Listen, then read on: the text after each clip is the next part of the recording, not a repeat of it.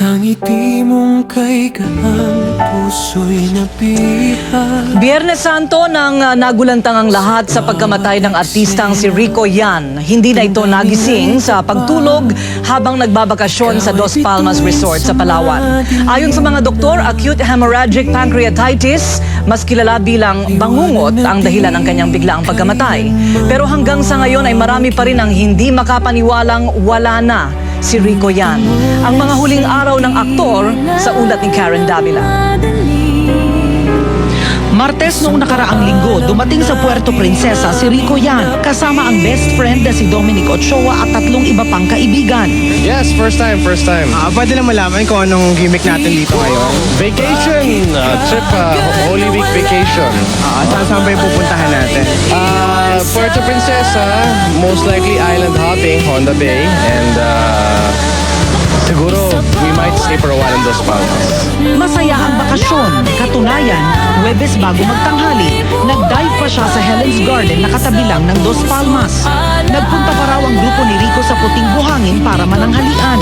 Kinagabihan, matapos ng kainan at konting inuman, kinanta pa niya ang Got to Believe. After singing, he just said, "This is the happiest day of my life." Pasado 2:00 bumalik si Rico sa kanilang cottage para matulog. 6:00 ng umaga, narinig siyang umuungol, ngunit di ito pinansin. When I went up, he was naninigas na siya eh. Okay. Naninigas na siya and we couldn't do anything about it. We tried our best. Wala naman daw kinain kakaiba si Rico. Tapos bigyan ng CPR, itinakbo nila kaagad sa Adventist Hospital.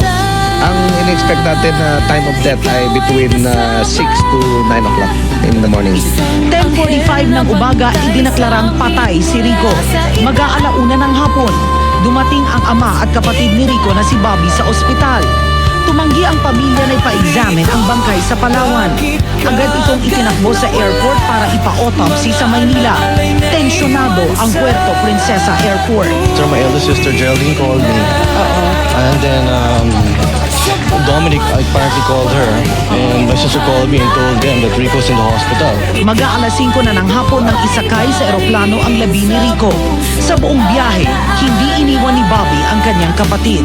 At kinakausap at nilalambing pa niya ito. Hey, this is the longest trip I've never taken all my life. To fetch the remains of my son.